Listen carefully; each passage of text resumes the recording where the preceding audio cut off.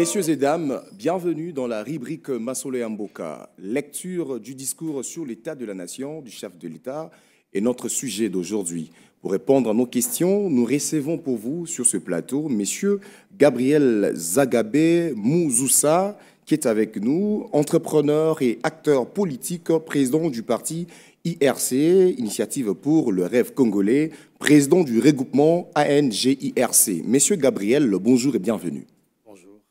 Alors, on vous reçoit le discours du chef de l'État. Question directe. Quel est votre sentiment après le discours du chef de l'État devant les deux chambres réunies en congrès?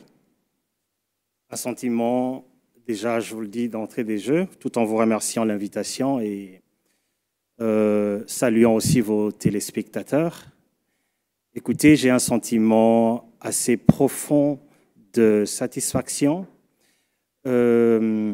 J'ai vu un leader, un chef d'État, déjà dans l'expression non verbale, pour ne pas tout de suite aller dans le contenu du message. J'aime bien cet angle de choses parce que déjà, de mon côté sciences politiques, l'expression non verbale compte beaucoup pour moi.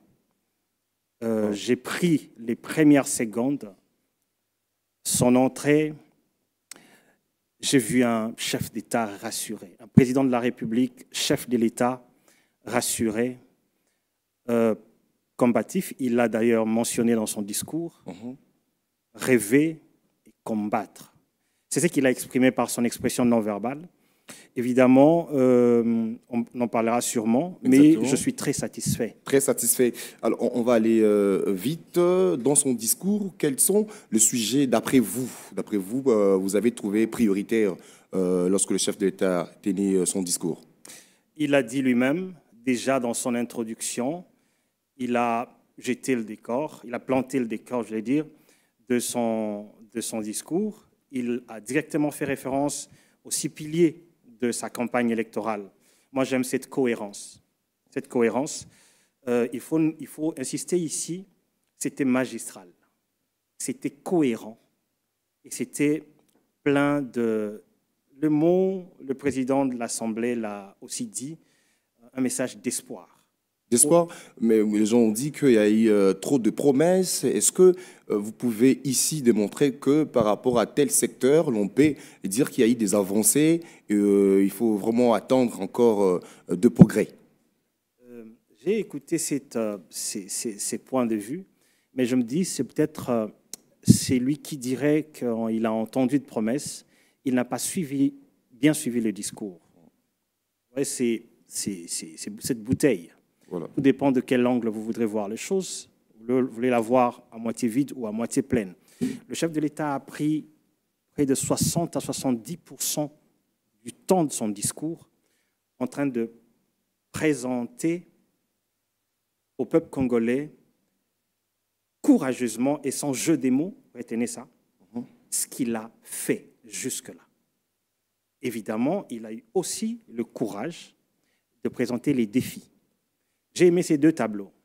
Dans les 2 tableaux, il s'est projeté dans des réalisations économiques. Moi, j'aime bien ces domaines parce que c'est mon domaine. Voilà, par exemple, dans ces domaines-là, comme quoi on peut retenir. Voyons, exactement. Il a commencé par se projeter dans les macros, le cadre macroéconomique. Stabiliser le cadre macroéconomique, c'est quelque chose qui n'est pas vu par la population. C'est un chantier. Maintenant, ça sert à quoi lorsque la population ne voit pas, le progrès et ne constate rien? Ça arrive avec le temps. Je vais vous donner un exemple pour ne pas aller loin. Je laisse le cadre macroéconomique parce que ça risque de nous amener dans un contexte très technique. Mais regardez le chiffre. Il y en a beaucoup, hein, mais je vais prendre juste un. Et ça, c'est allé droit dans mon cœur. Plus d'1 million de femmes ont eu accès à la maternité gratuite. Voilà. Retenez ceci. Nous avons tous déploré les périodes où nous avons vu nos mamans retenues dans les hôpitaux parce qu'elle a donné vie à un enfant. Je pense là, ces points-là à cause de sa sensibilité. Vous avez été enfant. Maman retenue parce qu'elle a donné vie à un enfant et grâce à la gratuité de la maternité, décision et initiative courageuse du chef de l'État, nous avons plus d'1 million, je crois que c'était 1,1 million et quelques femmes qui ont bénéficié de ça. On va peut-être me dire, la qualité n'a pas été à la hauteur. Oui, c'est un chantier. Mais c'est un pas de géant. Voilà, Monsieur Gabriel, parlons sécurité maintenant. Le président Tshisekedi va rencontrer son homologue, le Paul Kagame, le président rwandais, pour une fois de plus. Vous attendez quoi, justement, pendant cette rencontre? Écoutez, c'est la paix. C'est en ce mot que je résume ça. On connaît les enjeux, nous connaissons le vrai problème. Peut-être qu'on en touchera si vous voulez aller au fond du sujet. Mais de cette rencontre qui n'est pas la première, j'attends, j'aspire à ce que cela apporte à une grande partie de nos populations. On parle de 7 millions quand même de déplacés internes, des Congolais. Imaginez, femmes, parents, enfants, personnes âgées qui se déplacent parce que le Congo se voit agressé par son voisin pour 2 raisons très bien connues. Vous voyez, j'attends de mon président, du chef de l'État, je le vois optimiste et j'attends de cette démarche de concessions de paix, des concessions pour la paix. Évidemment, des concessions qui soient acceptables. Mon inquiétude, c'est plutôt de l'autre côté, du côté du Rwanda. Je voudrais voir le président rwandais accepter l'inévitable, c'est-à-dire que ses ambitions sur le Congo n'arriveront pas. Il ne peut que négocier avec le Congo pour peut-être bénéficier de retombées économiques. Mais les retombées, en fait, les ambitions hégémoniques, ni dans cette génération, ni pendant cette génération, ni les prochaines, ça n'arrivera pas. J'attends de lui un pas sûr d'accepter l'évidence. Voilà, très bien. Alors, cette question n'a pas manqué dans les discours du chef de l'État, la révision et le changement de la Constitution. Alors, vous êtes acteur politique. Comment vous appréhendez une éventuelle révision ou un éventuel changement de la Constitution? Je veux aller droit au but. Moi, déjà, cette question, d'abord, je voudrais ici remercier, je dirais, cette grandeur, cette hauteur qu'a pris le chef de l'État dans les termes qu'il a utilisés, parce que nous savons que c'était une question vraiment clivante déjà dans l'espace politique, et bon, évidemment dans l'opinion des Congolais, mais j'ai aimé la sobriété.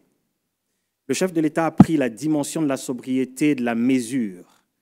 Avant le discours sur l'état de la nation, on a entendu la révision de la Constitution, on a entendu le changement de la Constitution et ça faisait couler beaucoup d'encre et salive.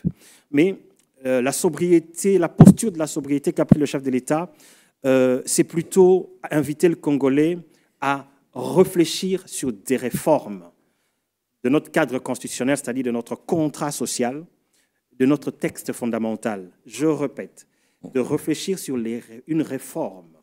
Et ça, dans la réforme, on peut aller dans le sens de la révision ou du changement. Cela dépendra du souverain primaire, c'est là qu'il réfléchira. Et ça, j'ai aimé. Coup de chapeau au chef de l'État pour la sobriété. Il a ouvert l'espace, un espace qui était essentiel. D'aucuns savent, tous, que ce soit ceux qui disent oui ou non, à un certain moment de leur parcours et de leur discours, ont invité le Congolais à questionner son contrat social, son texte fondamental et voilà, la Constitution, parce que nous le savons, ne nous leurrons pas. Si vous me donnerez le temps, peut-être j'y reviendrai. Nous avons un problème structurel. Un peu vite, essayer de... Voilà, un problème structurel, un problème systémique. Moi, déjà, dans mon parti est créé, est fondé sur un idéal qu'on appelle les 3 R. La renaissance de la nation, la refondation de l'État dans ses attributs essentiels et la restauration de l'être congolais de l'identité nationale. Nous sommes déjà dans ces sujets-là depuis très longtemps parce que nous croyons que nous sommes un État qui a eu un problème à sa naissance comme État. Vous savez, l'État congolais est né en 1885 et créé en 1885, loin de nous sans nous. Et le texte fondamental qui a créé l'État congolais s'appelle l'Acte général de la Conférence de Berlin, que plusieurs ne le connaissent même pas. Nos étudiants en sciences politiques, en sociologie, etc., n'en connaissent même pas. Je douterais même que votre professeur voulait non, ça c'est vous qui l'avez dit. Je douterais. Bon, on va évoluer avec vous. Pour résumer juste rapidement. Non, vous allez continuer. Voilà. Puisque votre parti, vous êtes de l'Union Sacrée, et vous soutenez justement le président par rapport à cette démarche-là, parce qu'il a dit qu'il va mettre en place une commission pour traiter la question. Alors, regardons un tout petit peu ceux de l'opposition. Comment vous trouvez? Est-ce que cette révision, encore ces changements de la Constitution, passera aussi facile avec une opposition très déterminée pour barrer la route à cette initiative?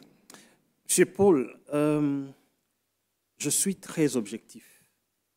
Je ne rentre pas dans de partenariat ou contrat d'adhésion. Adhésion, c'est-à-dire, vous le prenez par force.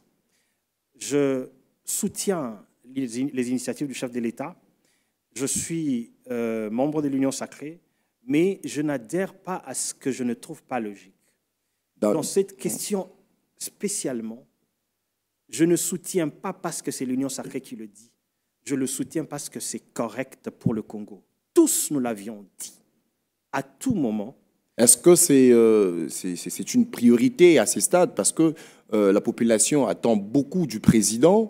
Parler aujourd'hui de la révision et du changement de la Constitution, voyez-vous pas, ce n'est pas une priorité pour les Congolais? Comment vous voulez m'expliquer... Parce qu'on va chiter avec vous. Dans le court, moyen et long terme, comment m'expliquer que vous voulez l'essor d'un État, d'une nation, vous voulez son développement, alors que les textes et le fondement, je ne parle pas, le chef de l'État, rappelez-vous, je viens de dire qu'il appelait par sobriété à des réformes. Je ne parle ni de la révision, ni du changement. Je parle de la réflexion sur ces réformes. Comment voulez-vous que vous puissiez bâtir sur un fondement qui déjà ne tient pas? Si nous voulons, je ne parle pas du temps de la période Tshisekedi, je parle du Congo et de la RDC. Avant lui, pendant et après lui. À un certain moment, nous allons nous arrêter, opposition comme majorité, tous comme des Congolais, sans clivage, sans couleur politique, nous questionner, est-ce que ce texte qui ont été dans leur substance déjà originelle et ses corollaires, avec le temps, n'ont pas été faits par nous, pour nous rassembler et pour nous ressembler? Est-ce que nous devrions continuer dans ce sens? Voilà. Cette réflexion, je la trouve opportune, je la trouve actuelle et ça devrait vraiment... Merci, Messieurs Gabriel. Pour finir avec vous, si aujourd'hui on changeait la constitution congolaise, quel est le sort du président de la République? Déjà, c'est une réflexion... Plus vite et rapide. Oui, c'est le souverain primaire qui doit, c'est-à-dire tout le peuple congolais, qui doit décider... Est-ce qu'il va continuer à être au président de la République? Est-ce qu'il y aura révision? Est-ce qu'il y aura changement ou il n'y aura rien? C'est pas à moi de Et décider. Si on changeait? Et déjà, c'est projeté dans cela. Il faudrait dire, est-ce que...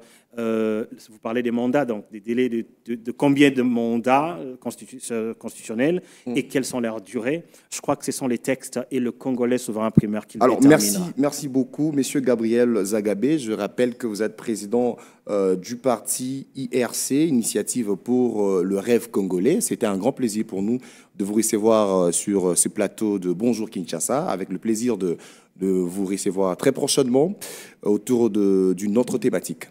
Plaisir est partagé, merci beaucoup. Merci. Mesdames, Messieurs, ça n'est fini avec Massola Mboka d'aujourd'hui. Je vous souhaite une très bonne compagnie avec Tania ainsi que Ghislain. Quant à moi, je vous retrouve très prochainement dans le même plaisir.